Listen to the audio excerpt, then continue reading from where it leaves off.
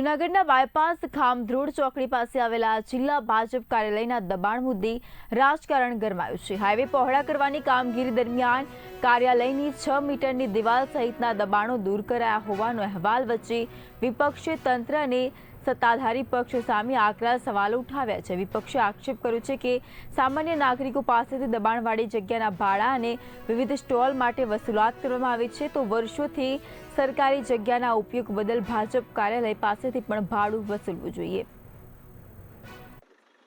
આજે આપણે અહીં જે બાયપાસ ખામધોડ ચોકડી કે ત્યાં ઊભા છીએ અને બાજુમાં જ સામે જ આપણે જોઈ શકીએ ભાજપનું જે જિલ્લાનું કાર્યાલય છે એ આવેલું છે। એ જિલ્લા કાર્યાલયમાં થોડા સમય પહેલા જે આપણે જોઈએ કે જે દિવાલ એક હતી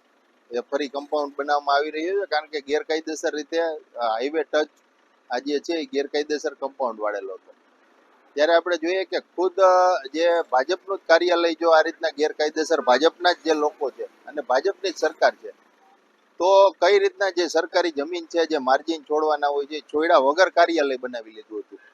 અને હજી જે અત્યારે કમ્પાઉન્ડ વોલ વારવામાં આવે છે, જે હજી એ સરકારી જગ્યામાં એવું તો લાગી રહ્યું છે, કારણ કે બાજુમાં જ આપણે જોઈએ કે જે કોમર્શિયલ બિલ્ડિંગ છે